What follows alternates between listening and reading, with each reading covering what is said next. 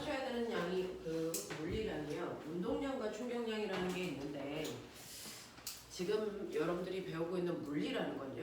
물질이 가지고 있는 다양한 양들을 배우는 거예요. 자, 물질들은요. 눈에 보이는 양도 있지만 눈에 보이지 않는 양도 있는데 물리는요. 그렇게 물질들이 가지고 있는 다양한 양들을 정의를 내리고 그거를 객관적으로 측정 또는 계산하는 과목이 물리거든요. 그래서 여러분들은 지금 선생님한테 배우고 있는 게 물질들의 다양한 양, 물리량에 대해서 배운다. 근데 이 물리량은요, 두 가지가 있어요. 물리량 중에서 앞에서 배운 것처럼 단지 크기만으로 정보를 100% 전달할 수 있는 아이도 있죠. 크기만 얘기해주면 의미 전달이 100% 잘 되는 애가 있어요. 뭐가 그렇습니까? 질량이라는 아이가 그렇죠. 질량은 크기만 알려주면 그 아이가 가지고 있는 정보가 100% 전달이 돼요. 그 다음에 부피도 그렇고요. 농도도 그렇고요. 온도도 그렇고요. 이동거리도 그렇습니다. 이런 것들은 크기만으로 그 값을 정확하게 의미 전달할 수 있어요. 근데 크기만으로는 의미를 정확하게 전달할 수 없어. 여기다가 방향에 대한 정보까지도 줘야 의미가 100% 전달되는 애들도 있어요. 그래서 크기뿐만 아니라 방향까지도 나타내야 되는 값들도 있더라. 그게 여러분들이 선생님하고 2주 동안 배웠던 변이라는 아이가 그렇고요. 속도, 가속도, 힘 이런 아이들이 방향까지도 갖는 값이야. 이렇게 크기만으로 의미 전달을 다 할 수 있는 아이들을 싸잡아 우리는 이를 스칼라 값이라고 하고요. 크기만으로는 의미 전달이 절대 되지 않아 방향까지도 같이 나타내줘야 되는 물리량을 벡터라고 해요. 그래서 우리는 중학교 때는 스칼라 위주로 수업을 하신 거예요. 그래서 중학교 때 배우는 과학 시간에 배우는 여러 가지 내용들은 힘을 빼고 전체가 다 스칼라를 배우고 오시는 거예요. 근데 고등학교에 오면 이제 스칼라가 아니고 벡터라는 개념을 가지고 있는 물질들의 양을 배우기 시작하는 거죠. 그래서 처음에 배운 게 변이, 속도, 가속도 이런 것들을 배우는 거야. 자, 그래서 이렇게 크기만으로는 의미 전달이 100% 되지 않아. 방향까지도 나타내야 되는 벡터라는 아이들이 존재하는 거구나. 그렇다면 내가 이러한 벡터를 어떻게 다루어야 되는지 그리고 이런 거에 또 다른 아이가 뭐가 있는지 보자. 그게 여러분들이 오늘 배울 운동량이라는 거, 충격량, 벡터의 성질을 가져. 그래서 얘네들은 무조건 방향까지도 값을 집어넣고 계산을 해야 되는 값들입니다. 이런 것들을 우리가 어떻게 다룰 수 있는지 이제 본격적으로 배워보자 라는 개념이야. 자, 그러면 그 중에서 첫 번째 벡터의 대표적인 운동량을 배울 건데요. 운동량을 배우기 전에 여러분들은 물질들이 멈춰 있을 때는 가지고 있지 않지만 움직이는 그 순간부터 생기는 물리량도 존재합니다. 움직여야만 생기는 물리량이 있다라는 거죠. 자, 이런 식으로 여러분들이 알고 있는 운동하는 물체가 갖는 물리량들은 엄청나게 많아요. 움직이기 때문에 속도도 가속도도 됐어. 네, 방향도 이런 것들도 다 생기잖아요. 이렇게 움직이는 물체가 갖는 다양한 물리량 중에서 여러분들이 알고 계셔야 되는 게 바로 운동 에너지라는 것과 운동량이라는 게 있다는 거죠. 이게 움직일 때 생기는 물리량의 대표적인 아이들이야. 그래서 움직이지 않고 멈춰있는 아이한테 운동에너지 얼마야? 0이야. 멈춰있으니까. 운동량 얼마야? 0이야. 이거거든요. 근데 얘네들이 움직이는 순간 운동에너지와 운동량이 생깁니다. 자, 그러면 여기에서 여러분들이 중등 내용 했다 했으니까 에너지의 정의가 뭐야? 에너지란? 에너지란? 에너지란? 일할 수 있는 능력이에요. 이렇게 얘기했어요. 자, 에너지란 일할 수 있는 능력이에요.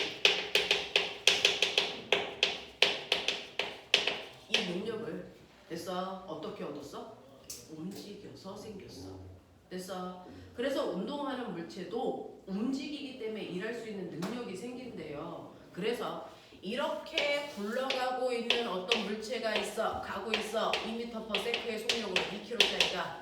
근데 얘가 가다가 옆에 멈춰있는 물체랑 쿵 하고 부딪히면 어떻게 돼? 옆에 있는 물체를 밀고 가다가 멈추겠죠. 됐죠? 그래서 A라는 물체가 가지고 있는 운동 에너지가 B라는 물체한테 일해줄 수 있는 됐어 능력으로 생기는 거죠. 자, 그랬을 때 이렇게 움직여서 생기는 일할 수 있는 능력을 우리는 운동 에너지라고 하는데요. 이 운동 에너지 어떻게 구해죠? 운동 에너지 구하는 식 2분의 1 곱하기 질량 곱하기 속력이죠. 자, 운동 에너지 구하는 식 2분의 1 mv 제곱 이거죠. 됐어. 그래서 이물체가 움직이니까 운동에너지 있을 거야. 얼마만큼? 2분의 1 곱하기 질량 곱하기 속력의 제곱. 그래서 4m 제곱 퍼 세크 제곱 이렇게 되죠. 그래서 이거 숫자끼리 계산하시면 4고요. 단위 계산하시면 킬로그램 미터 제곱 퍼 세크 제곱이라고 하는 엄청나게 복잡한 단위가 만들어져. 자, 그러면 이 단위 그대로 쓸래니까 복잡해. 그래서 이걸 과학자 이름으로 바꾼 게 바로 뭡니까? 사주리아라고 하는 단위가 된 거야. 됐어. 자, 이런 식으로요. 움직여서 일할 수 있는 능력이 생기는데 그걸 우리는 운동 에너지라고 하고요. 그 운동 에너지를 2분의 1 mv 제곱으로 구했는데 저기서 v는 속력이니 속도니?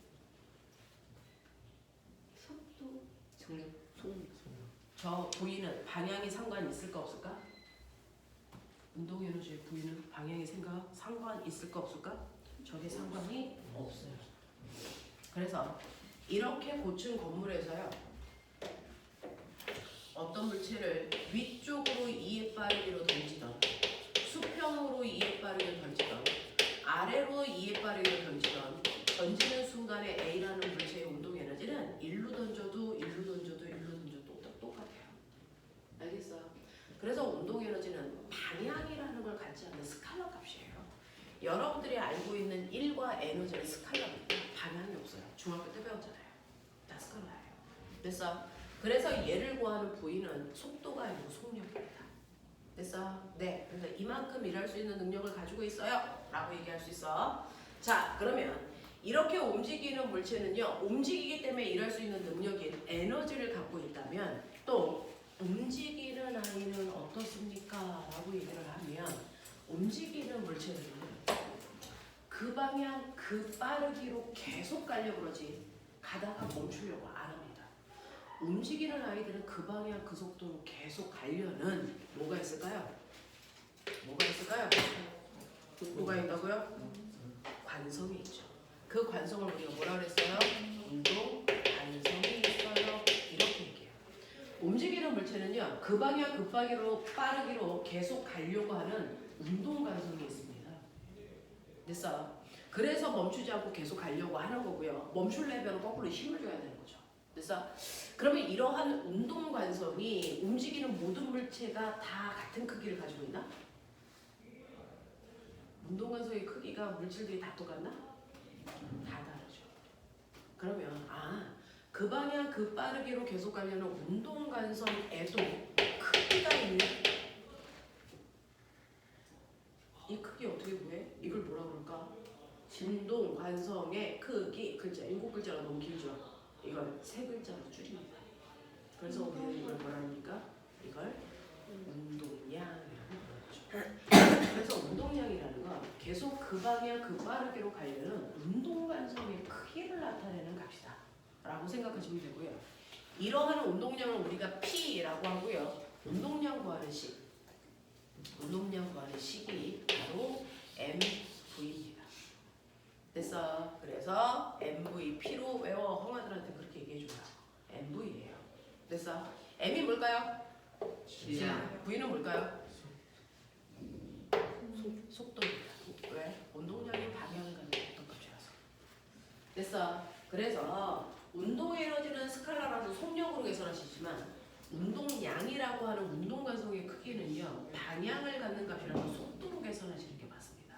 그러니 여기에 있는 이 물체가 움직이잖아요. 그러면 얘는 운동 에너지도 있지만 운동량도 있어요. 됐어? 그러면 이 물체의 운동량이 얼마입니까? 라고 하면 이 물체는 2kg짜리 물체가 오른쪽 방향으로 2의 빠르기로 가고 있어요. 그러니까 얘 운동량은 오른쪽 방향으로 4kg/m/초예요. 이렇게 되죠. 자, 이때 운동량의 단위 보셨죠? kg/m/초고요. 이건 다른 단위로 치환하지 않습니다. 그대로 이렇게 씁니다. 되겠어요? 그래서 운동량이라고 하는 게 오른쪽으로 4만큼 붙었구나 라고 하는 이게 바로 운동관성의 크기입니다. 됐죠? 근데 이렇게 벽면을 향해서요 오른쪽으로 2의 빠르기로 던졌어요. 2kg짜리 공을. 근데 얘가 벽에 부딪혔다가 튕겨 나오잖아요. 튕겨 나올 때도 속도가 2였다고 치자. 그러면 얘는 운동량이 변했냐 안 변했니? 변했어. 운동량 변했어? 변했어 안 변했어? 변했어. 변했어? 벡터 값이. 네, 변했습니다. 얘네들은 운동량이 달라졌는데 처음에 충돌하기 전에 처음 운동량 P0 됐어? 얘는 오른쪽 방향으로 4의 운동량을 가지고 있었다면 튕겨 나온 후에 나중 운동량은 반대 방향이니까 왼쪽 방향으로 4의 운동량을 가지고 있죠. 납득하나? 여기서 놓치고 있어? 없어? 자, 그러면 얘는 벽에 부딪혔기 때문에 무슨 일이 발생했냐면 운동량의 변화량이 생겼습니다. 자, 모든 변화량은 어떻게 계산하라고 했어요? 나중에서 처음 값을 빼라고 했습니다. 나중 값에서 처음 값을 빼야 변화량이 된다 그랬어요. 그러면 나중 운동량은 마이너스 4고 처음 운동량은 플러스 4니까 이걸 빼시면 운동량의 변화량이 바로 얼마입니까? 왼쪽 방향으로. 우리가 놓은 마이너스는 왼쪽이란 뜻이잖아요. 왼쪽 방향 얼마? 8만큼의 운동량이 바뀌었어요. 이렇게 된 거예요. 그래서 운동량이 안 바뀐 게 아니고 엄청나게 많은 양의 운동량이 변했고요.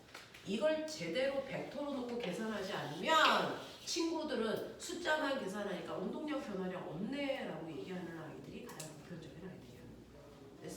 그래서 정확하게 벡터로 놓고 계산하셔야 운동량의 변화량을 정확하게 볼 수 있다. 됐어? 자, 그러면 저는 이제 운동량이 뭔 줄 알았어요. 운동관성의 크기인데요. 근데 시간이 지나니 운동량이 변화량도 생기더라. 그러면 운동량의 변화량은 뭐라고 할까? 운동량의 변화량은 뭐라고 할까? 운동량의 변화량. 얘도 7글자. 너무 길어. 3글자로 줄여. 이걸 우리 뭐라고 한다? 이렇게 돼요. 그래서 오늘 여러분들이 아셔야 되는 운동량과 충격량이라고 하는 거 운동관성의 크기와 운동관성의 크기의 변화량이에요.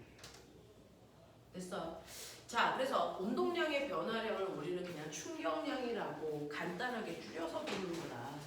그랬을 때 충격량은요 I라고 표현하는데 얘는 운동량의 변화량이라고 했으니 너네가 알고 있는 것처럼 나중 운동량에서 처음 운동량 빼면 돼. 근데 운동량이 왜 바뀌었을까? 그걸 생각하는 게 과학. 애가 가다가 벽에 부딪혔어. 왼쪽 방향으로 무려 운동량이 8이나 바뀌었다고 했는데 이게 왜 바뀌었어? 부딪히면 왜 바뀌어? 힘 받아서. 충돌하는 그 순간 벽으로부터 힘을 받았기 때문에 운동량의 변화량이 생긴 거예요. 사실은 정확하게 보면 운동량이 바뀐 이유가요. 운동량은요. 나중 운동량에서 처음 운동량 빼는 건데 어차피 물체의 질량에는 변화가 없잖아요. 그러니까 나중 속도에서 처음 속도 뺐다라는 거고 속도가 바뀌는 이유가 바로 힘 때문이죠. 됐죠? 그래서 운동량의 변화량은 힘 때문이라는 겁니다. 그래서 이러한 운동량의 변화량의 원인이 힘 때문이구나.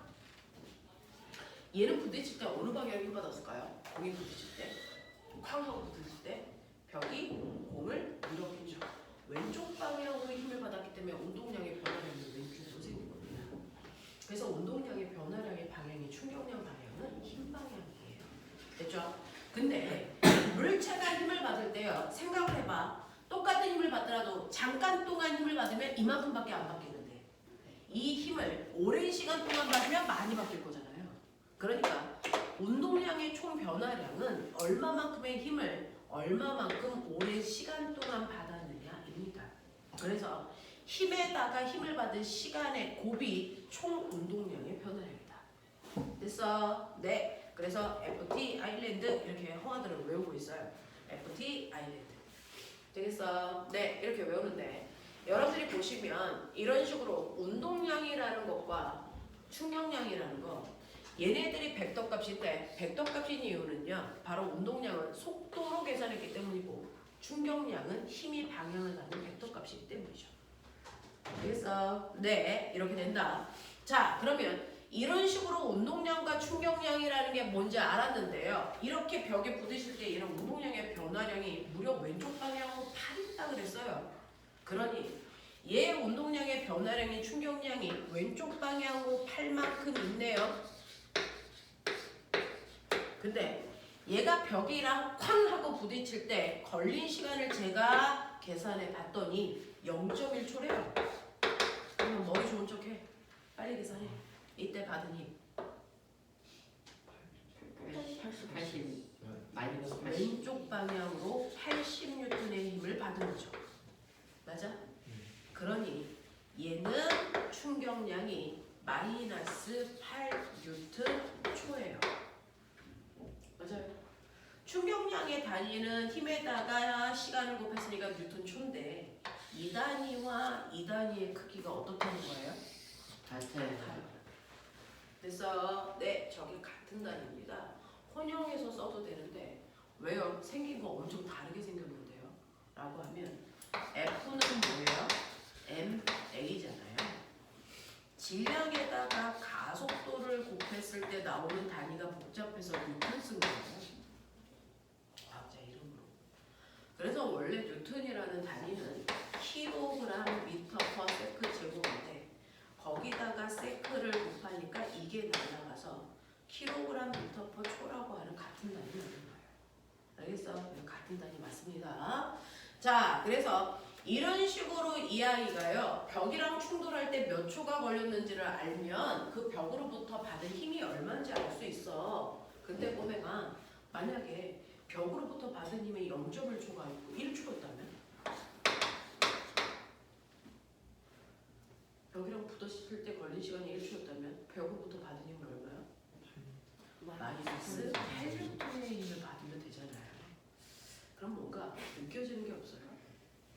물체의 충격량의 크기가 똑같더라도 그래서 자 부딪힐 때 걸린 시간이 길어지면 보여요?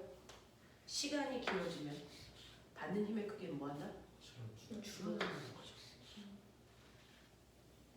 이거를 이용해서 우리가 안전장치를 만든 겁니다. 물리에서는 일단은 여러분들이 보시는 충격량 그래프를 그려봐 드릴게요.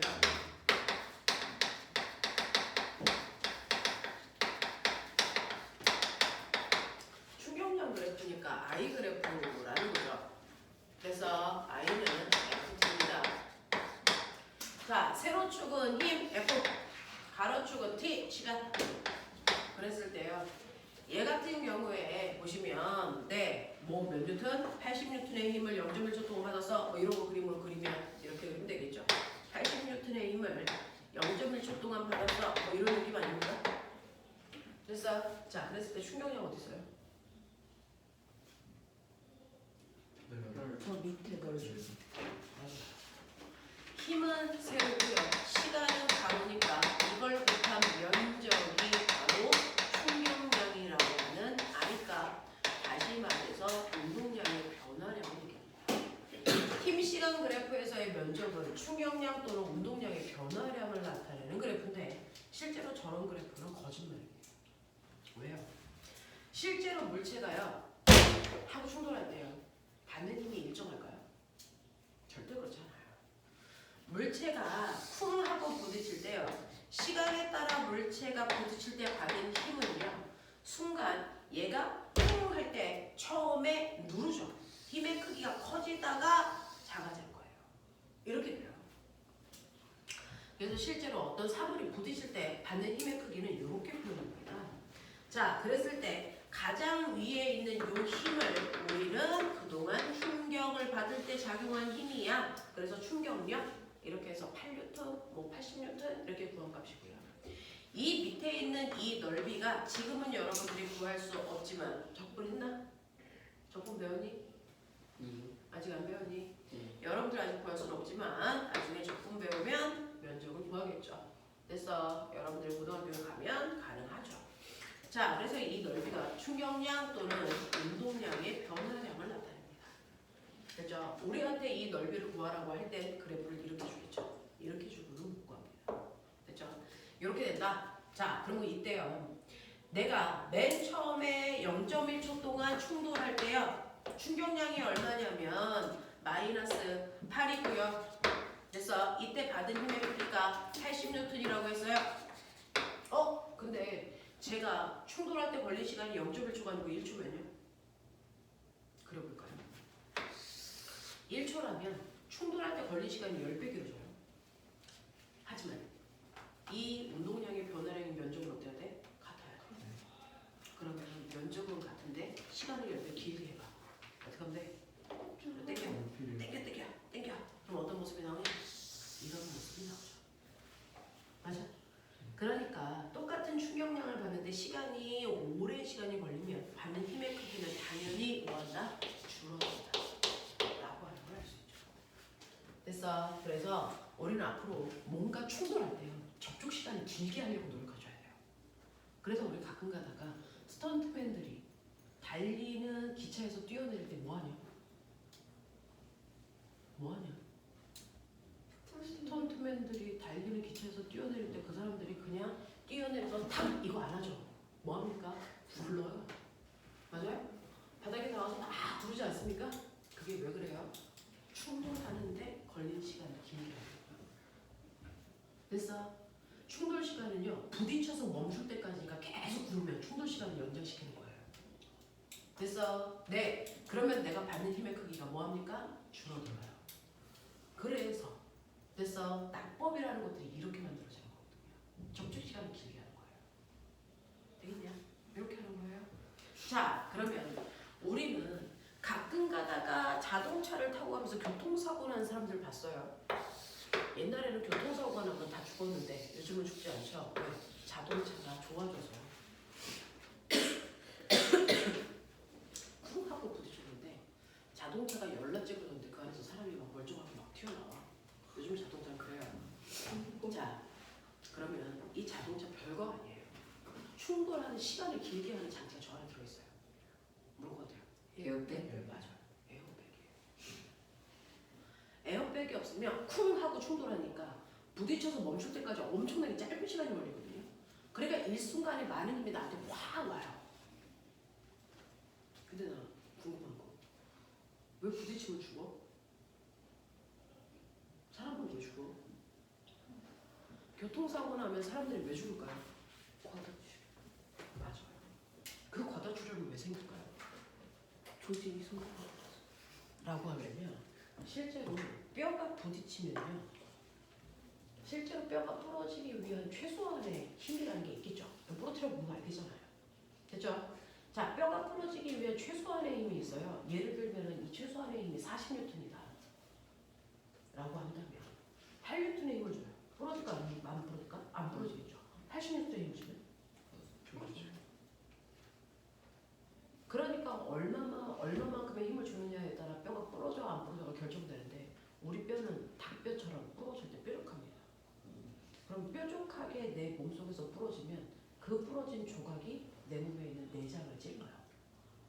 그러면 내장에서 피가 미친 듯이 쏟아 나오겠죠. 심장이나 폐를 찌르면 더 빨리 죽고요. 됐어. 그래서 이렇게 찌르면 거기서 출혈이 나니까 어느 정도 출혈이 나기 전에 우리가 지혈할 수 있으면 죽지 않거든요. 그래서 빨리 병원에 가서 지혈하면 되고요. 안 그러면 과다출혈을 얘기한 대로 죽는 겁니다. 그러니 교통사고가 났을 때 뼈가 100조각 나도 안 죽을 수 있어요. 안 찌르면 안 죽는 거야. 지혈하면 안 죽는 거야. 됐어? 이런 것들이거든요. 그래서 사람들을 빨리 지혈할 수 있게끔 빨리 병원에 수송하는 게 가장 큰 관건이겠죠. 뭐 이렇게 하고 더 중요한 건 자동차는 뼈가 부러질 정도의 압력을 사람한테 안 가해. 안전장치를 만드는 거죠. 그게 에어백이죠. 자, 그러니까 에어백이 있으면요. 쾅 하고 충돌할 때 어떻게 되냐면 내가 쿵 하고 부딪혔는데 얘가 됐어. 쿠션 역할을 하잖아요. 쿵 하고 부딪히면 그걸 끝나는 게 아니고 부딪히는 순간 이걸 밀어요. 탄성 때문에. 밀리면 얘가 갔다가 다시 오고 다시 밀리고 이걸 반복합니다. 그러니 처음에 부딪혀서 완벽하게 멈출 때까지 시간이 퉁퉁퉁퉁퉁 엄청 길게 걸리겠죠. 그래서 부딪히는 시간을 길게 합니다. 그럼 이때 받는 힘이 분산돼서 작용해요. 그러니까 힘의 피가 훅 줄어들죠. 그러니까 멍은 들 때 뼈는 부러지지 않아. 출혈은 안 일어나. 이 상태가 되는 거예요. 그래서 그래서 요즘에 좋은 차일수록 에어백이 엄청나게 많이 달렸어요. 그게 바로 이 안전장치. 접촉하는 시간을 길게 하기 위해서예요. 그래서 힘의 크기를 극단적으로 줄이기 위해서죠. 왜냐? 우리 자동차에는요 외부에도 있어요. 이런 것들. 자동차 앞부분에 보면 여기다 범퍼라고 하는 거예요. 충격, 흡수제. 그래서 여러분들이 자동차 가다가 발로 쿵 하고 불 밟으면 어떻게 될까요? 그냥 찌그러져요. 이게 잘 찌그러지는 차가 좋은 차예요. 이게 푹 찌그러져 들어갈 동안 충돌하는 시간을 길게 하는 거죠. 됐어? 안 찌그러지면 튕겨 나가잖아. 되겠냐? 네. 그래서 앞에 있는 범퍼는 잘 찌그러지는 걸로 만들죠. 멍청한 사람들이 비싼 차인데 왜 이렇게 잘 찌그러지지? 정말 뒤지게 멍청한 거죠. 좋은 차는 잘 찌그러지는 거예요. 근데 탱크 알죠? 남자들은 이제 군대 가면 탱크 탈 텐데 탱크는요 그 안에 있는 운전자에 대한 배려는 전혀 하지 않습니다. 그래서 총알 맞아도 안 뚫어지는 게 먼저 보죠. 안에 있는 아이들이 교통사고로 안 죽어? 걔네들은 교통사고를 걱정할 이유가 없는 거죠. 전쟁하러 가야 되는데. 그래서 걔네들은요 앞에 범퍼를 하는 구조가 없죠. 그래서 만약에 저 탱크 안에 탔는데 교통사고 쿵 하고 부딪혔다? 안에 있는 애들 다 뒤지죠.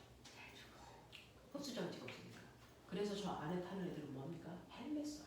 근데 에어백도 에어백도 없어요? 나중에 타보시면 되겠죠. 그래서 이렇게 되는 거다. 그래서 충격량 그래프 이렇게 그려요. 자, 그러면 우리는 여기에서요. 선생님이 너네들한테 하나 보여드리고 싶은 거. 그럼 알겠어요. 이런 식으로요. 운동량이라는 게 뭔지 알겠고 충격량이라는 게 뭔지도 알겠고 그래프도 봤고 왜 접촉 시간을 길게 해야 좋은지도 알겠어요. 그래서 너네 이런 책상에서 뛰어낼 때 어떻게 뛰어내려? 무릎을 굽혔다가 피죠. 이게 접촉 시간을 길게 하기 위한 나만의 됐어? 나도 모르게 일어나는 선천적 반응이야. 알겠습니까? 스스로를 보호하기 위해서 일어나는 선천적 행동이에요. 그걸 우리 무릎 반사라고 해요. 자, 그러면 이러한 충돌이 일어날 때요. 우리는 여기서 알아주셔야 되는 하나의 법칙이 있습니다. 성립합니다. 그게 운동량 보존 법칙이라는 게 있어요. 이게 뭐냐면 충돌하기 전에요. 이런 식으로요. 그래서 A라고 하는 조그만 물체가 앞에 막 가고 있어요. 예를 들어 2kg짜리 물체가요. 10이라고 하는 엄청나게 빠른 속도로 막 튀겨나가고 있어. 근데 앞에 커다란 뚱뚱한 형아가 슬슬슬슬 기어가. 2m/s의 속력으로 됐어. 10kg짜리 형아가 기어가고 있다고요. 그럼 잠시 후에 어떻게 될까? 당연히 쿵 하고 충돌이 일어나겠죠. 그러니 이거는 충돌하기 전이고 그리고 내가 충돌을 당연히 합니다. 됐어. 충돌을 하게 되는데 그때 충돌을 할 때요. A가 B를 충돌 쿵 하면서 A가 B를 밉니다. F 됐어? 그럼 그거의 반작용. B가 A를 밀죠. 누가 더 세게 밀어요? 2kg가 10kg를 더 세게 밉니까? 10kg가 2kg를 더 세게 밉니까? 똑같아. 네, 작용 반작용의 힘이 있기 때문에 같은 크기의 힘이 작용합니다. 됐죠?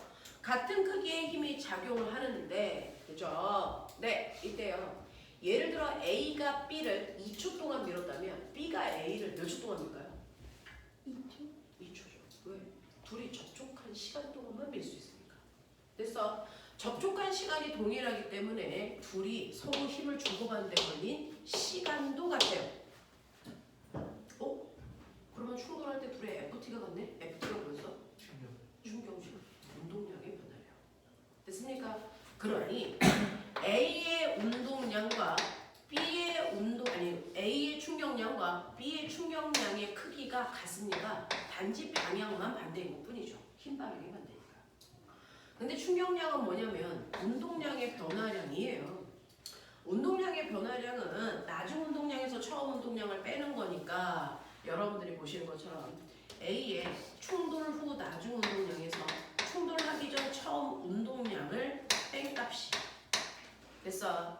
B의 나중 운동량에서 B의 처음 운동량을 뺀 값이랑 같습니다. 방향만 반대인 것 뿐이죠. 그러면 저는 이걸 산술적으로 계산하려면 가로 열어야 되겠죠. 됐어. 그래서 나중 운동량은 나중 운동량끼리, 처음 운동량은 처음 운동량끼리 옮겨볼게요. 그러면 A와 B의 나중 운동량의 합이 A와 B의 처음 운동량의 합이랑 뭐하다? 같다라는 식이 나옵니다. 됐어. 그러면 이거 무슨 말이야?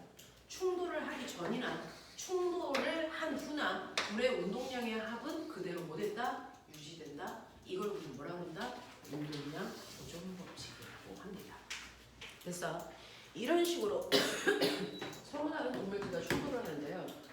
충돌하기 전이나 충돌한 후나 두 물체의 운동량의 합은요 절대로 변할 수가 없다는 겁니다. 이걸 운동량 보존 법칙이라고 하고, 이 운동량 보존 법칙이 성립하는 이유 또한 작용 반작용의 원리 때문이야. 알겠어? 자, 그러면 이걸 가지고요, 내가 얘네들이 충돌한 후의 상황을 봤어. 그랬더니 B라는 물체는 충돌이 끝난 후에 더 빨라질까 느려질까? 상상해봐. 뭐죠? 빨라지죠. 왜요? 가는 방향으로 힘을 받잖아요. 빨라지죠. 돼요? 그러니 B라는 물체는 10km짜리가 2의 빠르기로 가다가 얘가 3의 빠르기로 간다고 치자. 그렇다면 뒤에 오다가 부딪힌 A는요 빨라질까 느려질까? 느려지겠죠. 운동량은 반대 방향으로 받았으니까. 되겠어? 그러면 이쪽 방향으로 힘을 받았으니까 얘는 오른쪽으로 오면서 속력이 느려졌을까 아니면 왼쪽으로 튀어나갈까? 이것도 궁금하고 얼마의 속력을 갈까? 이것도 궁금해요. 그래서 얘는 속도가 얼마인지 이거 알 수 있어? 알 수 있어요. 왜? 운동량 보존 법칙 때문이에요. 자, 그래서 보시면 충돌하기 전에 A와 B의 운동량의 합이 충돌한 후에 A와 B의 운동량의 합이랑 같다고 했으니 해보자고요. 충돌 전에 A의 운동량은 오른쪽 방향으로 10입니다. 단위 띄었어요. 10이 아니고 20입니다. 자, 그 다음에 충돌하기 전에 B의 운동량도 오른쪽 방향으로 20이라서 그 둘을 더하면 충돌하기 전에 오른쪽 방향으로 둘 다 40의 운동량을 갖고 있네요. 그러면 충돌이 끝나도 두 개의 합이 오른쪽 방향으로 40의 운동량을 가져야 된다고요. 이해해요? 자, 근데 그 중에 충돌한 후를 보니까 B의 운동량이 얼마야? 오른쪽 방향으로 30입니다. 그러면 A의 운동량이 얼마여야 되니? 오른쪽 방향으로 12여야 된다는 얘기죠. 그러니 2kg짜리 물체의 운동량이 오른쪽 방향이려면 이 물체는 오른쪽 방향으로 가고 있다는 뜻이에요. 얼마의 빠르기로? 5의 빠르기로 가고 있는 걸 우리가 알 수 있다. 예, 이렇게 됩니다. 그래서 운동량 보존 법칙을 앞으로 엄청나게 많이 사용할 거거든요. 그게 뭔지 머릿속에 두셔야 됩니다. 물체는 충돌하기 전과 충돌 후에 두 물체 사이의 운동량은 보존된다. 그걸 우리는 운동량 보존 법칙이라고 한다. 되겠어? 네, 이렇게 된다. 그래서 오늘 배우시는 운동량과 충격량 이해합니까? 운동량 보존 법칙이 뭔지 알겠습니까? 문제 몇몇 개만 보고 시간이 다 돼가니까 빨리 정리해보죠. 여러분들이 가지고 있는 책에서요, 54페이지, 55페이지 여기 얘기해요. 자, 뒤에 넘겨보시면 운동량 보조목적에 해당되는 것들을 그래프 그려가면서 열심히 설명하고 있고 그 다음에 58페이지 보시면 충격량 그래프도 나와 있어요. 됐죠? 네, 집에 가서 꼭 한번 읽어보셔요. 자, 그 다음에 61페이지 보시면 우리 주변에 안전장치라고 하는 글러브도 있고 헬멧도 있고 뽁뽁이도 있고 범퍼도 있고 뭐 다 나와 있어요. 보시면 되겠죠? 자, 그러면 이거 가지고 문제를 선생님하고 어디를 잠깐 볼 거냐면요. 쭉 넘겨보시면 68페이지 오늘 숙제는요. 68페이지부터 네 76페이지까지가 숙제인데요. 자, 선생님하고 문제를 기본적인 것들은 몇 개 풀어봐야 경향성을 알겠죠? 68페이지부터 69페이지까지 11문제 풀어볼 겁니다. 그죠? 일단은 1번부터 6번까지 하시는데요. 하다가 토 나올 만한 문제들이 좀 있죠? 예를 들면 4번 같은 경우가 그럴 텐데 잘 건너가나 보죠? 자, 해보세요. 1번부터 6번까지.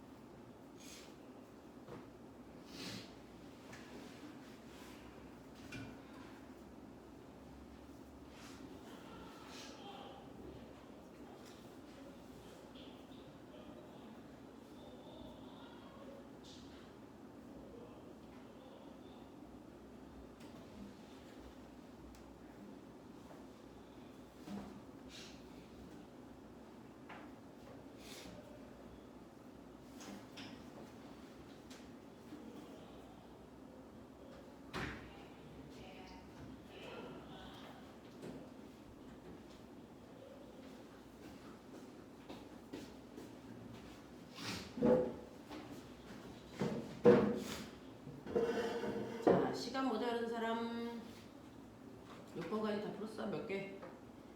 3개. 나머지 사람들은요? 다 풀었어요? 저도 3개.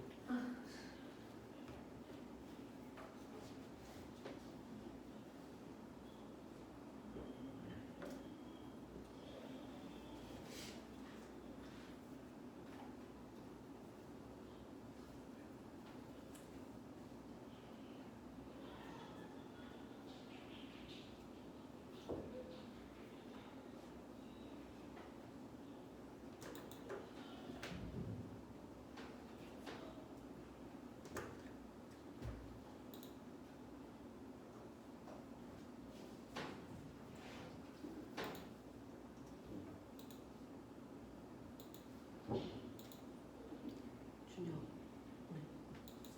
너 이게 수능 얼마까지 되었어? 네. 너 지금 수학하고 있는 어디야? 여기야? CMS.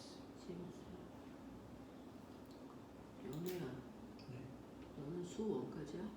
지금 수업 하고 있어요. 수원하고 있어? 너는 수학학원 어디야? 여기 여기야. 너 지금 선생님이 누구시니? 담임 선생님 이주연 선생님. 아, 주문생 반이야? 연우야, 너 화학 어디 하고 있어? 학이요. 지금 뭘 하는 어느 선생님이셔? 신경수 쌤 노래를 보잖아요.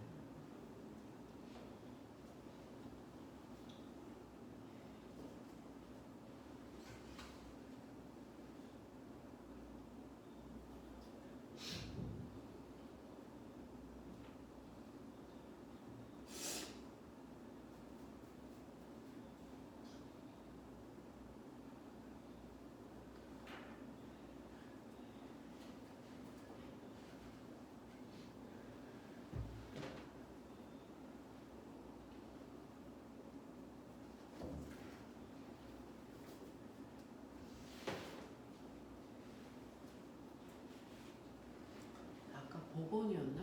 너 보건이니? 네, 너 수학을 어디서 하고 있니? 저 PG예요. 어디? PG. 뭐? 네? 아, 여기야, 여기? 이게 아니에요. PG. 아, PGA가 학원 이름이야? 네. 아, 몰라 잘. 학원이 뭐였어? PG.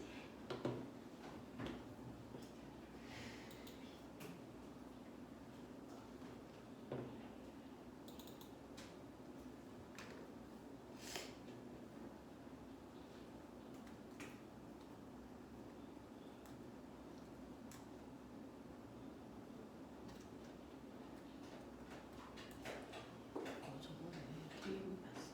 네. 열차 봤어? 어디 봤어? 수학 쪽이 안 좋게 나와. 얼마나 돼서 케이블 시험 준비하지?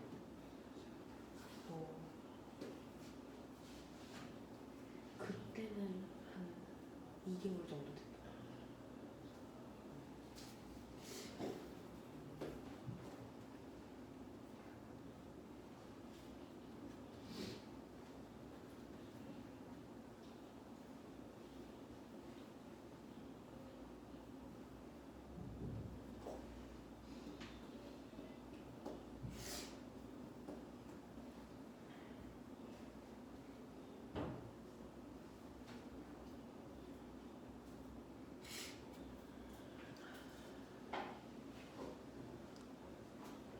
여기 지금 수학반에 같이 수업하는 애들이 누구야? 승열이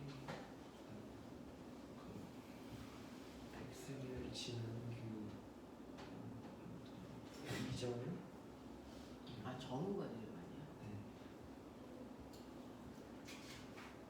대우. 승.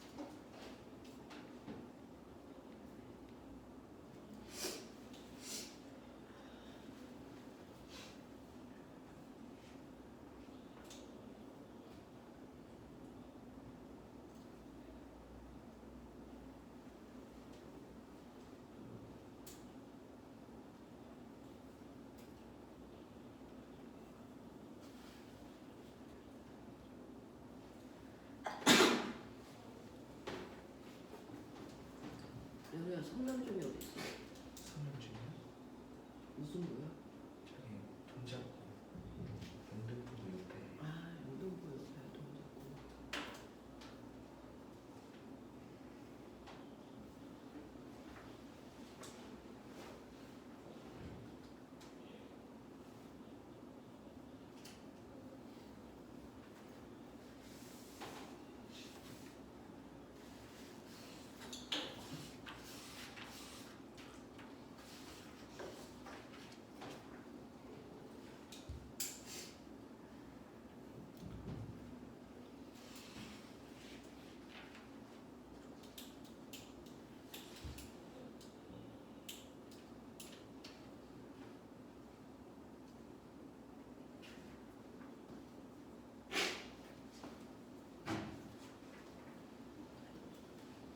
어때? 몇 문제 풀었어?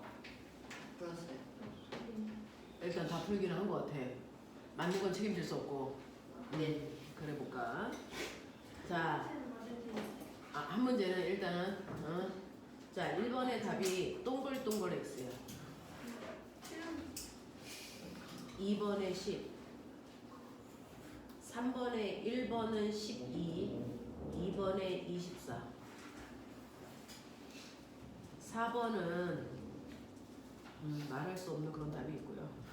자, 좀 이따 써줄게요. 5번에 기억 니은, 6번이 뭘까? 마이너스. 크기 3의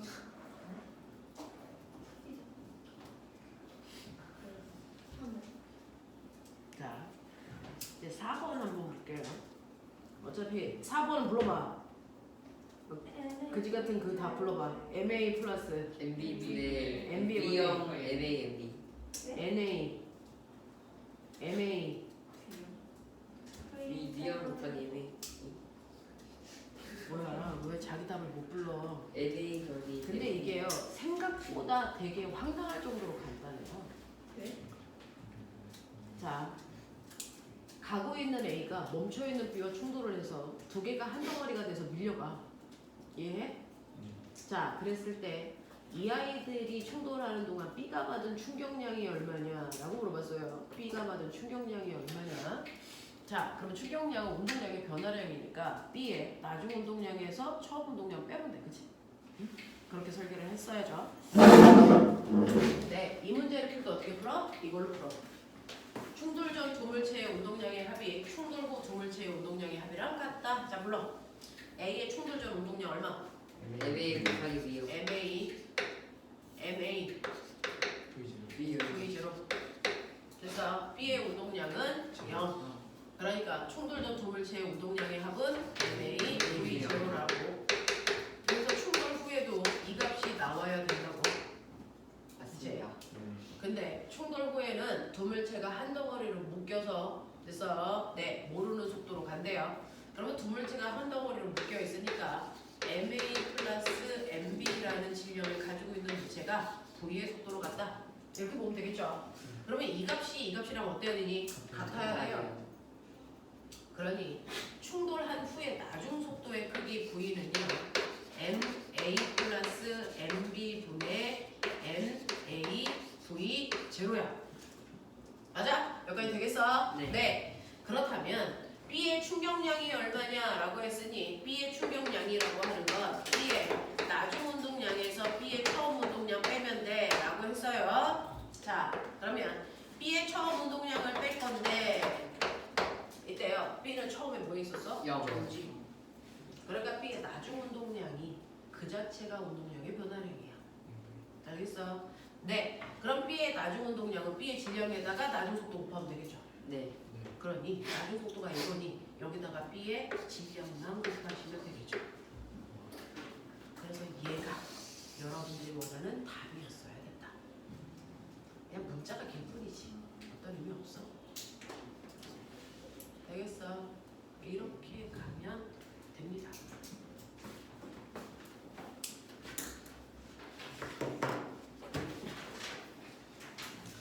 자, 나머지는요 문제 다 풀어오시면 다음 주에 선생님이 이거 설명해 드리도록 할게요. 76페이지까지 문제 푸는 거 숙제입니다. 여기까지 하겠습니다. 고생하셨습니다.